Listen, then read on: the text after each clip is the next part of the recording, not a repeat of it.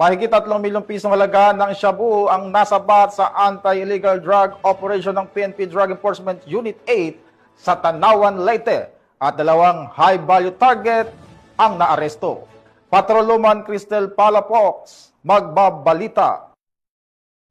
Tinatayang 3,604,000 pesos ang halaga ng shabu ang nasabat sa 2 high-value individual sa kinasang bypass operation ng mga operatiba sa Bypass Road, Barangay Baras, Tanawan, Leyte. Bandang alas 12:23 ng umaga nang ikasang operasyon ng mga tauhan ng Regional Police Drug Enforcement Unit 8 sa koordinasyon sa Tanawan Municipal Police Station. Narecover sa mga suspek ang 9 na pakete ng hininalang shabu na may tinatayang timbang na 530 gramo na nagkakalaga ng 3,604,000 pesos, isang 500 peso bill na ginamit bilang buy-bust money kasama ang 15 na 1,000 peso bill at isang 500 peso bill na ginamit bilang budel money, isang motorsiklo at mga drug paraphernalia.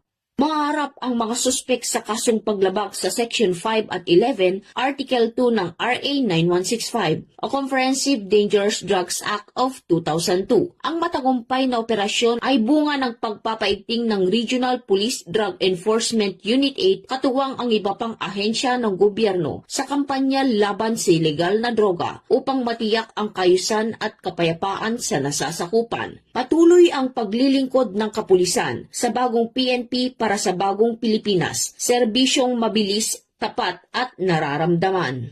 Mula dito sa Eastern Visayas, ako ang inyong PNN correspondent, Patrolwoman Palafox, alagad ng batas, tagataguyod ng Balitang Pulis.